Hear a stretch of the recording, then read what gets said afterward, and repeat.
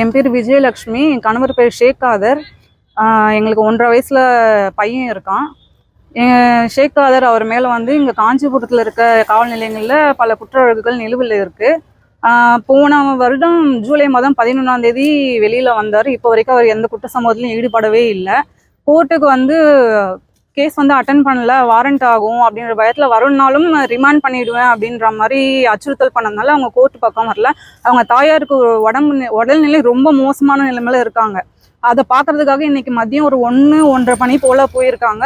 அதை பார்க்க விடாமல் வழியிலேயே மறைச்சி எங்கள் வீட்டுக்காரரை கைது பண்ணியிருக்காங்க. இப்போ வரைக்கும் என்ன தகவல், அவங்க நிலைமை என்னன்றது இப்போ வரைக்கும் தெரியவே இல்லை. அவங்க திரும்பி வர நிலைமையில இந்த மாதிரி பண்ணால் எப்படி நாங்கள் இது பண்ணுறது? இத்தனைக்கும் நான் ஒரு வழக்கறிஞராக இருக்கேன். எங்களுக்கே இந்த பிரச்சனை. ஒரு 1.5 வயசு குழந்தை வச்சுட்டு நான் கஷ்டப்பட்டுட்டு இருக்கேன் என்னுடைய வேலைகளை பார்த்துக்கிட்டு. இப்போ எஸ்பி ஆஃபீஸ்க்கு வந்து மனு கொடுக்க வந்தால் எஸ்பி இல்லை, கல்பாக்கம் போயிருக்காங்க. எஸ்பி இன்ஸ்பெக்டர் இல்லை, அவங்க நான் நீதிமன்றம் திறக்கிற பணியில் இது பண்ணிருக்காங்க. யாரும் சரியான ரெஸ்பான்ஸ் இங்கே கொடுக்கவே இல்லை. எனக்கு வேறு வழி இல்லாமல் நான் இந்த இது பண்ணுறேன். என் வீட்டுக்காரோட உயிருக்கு அச்சுறுத்தல் இருக்குது. அதை மனசில் வச்சுட்டு தான் நான் இந்த இது பண்ணுறேன். எப்படின்னா, நாளைக்கு என் வீட்டுக்காரர் ரிமாண்ட் பண்ணுற மாதிரி இது பண்ணேன். ஒன்று கைது சிறையில் அடிக்கிறேன், ஏதாச்சும் ஒரு தகவல் எதுவுமே எனக்கு இப்போ வரைக்கும் எந்த தகவலும் வரலாம். மதியம் பிடிச்சது இப்போ வரைக்கும் வரவே இல்லை எந்த தகவலுமே. அதனால எனக்கு மனசில் பயமாக இருக்குது, அச்சுறுத்தலாக இருக்குது.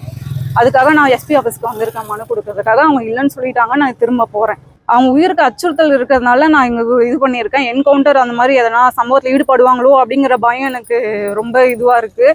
ஏன்னா இவ்வளோ நேரம் ஆகியும் நமக்கு எதுவுமே தகவலும் சொல்லலை. சண்டே நான் கோர்ட்டில் இது பண்ணி எந்த இதுவும் முன்னெடுத்து போக முடியாது அப்படிங்கிற காரணத்தாகவே எனக்கு இன்னும் மனசில் அச்சுறுத்தலாக இருக்குது. அதனால தான் நான் எஸ்பியை பார்க்க வந்திருக்கேன். எந்த பிரச்சனையும் இல்லாமல் அவங்கள ரிமாண்ட் பண்ணாலே போதும். எனக்கு எதனா தகவல் தெரிவிக்கணும், அதுதான்.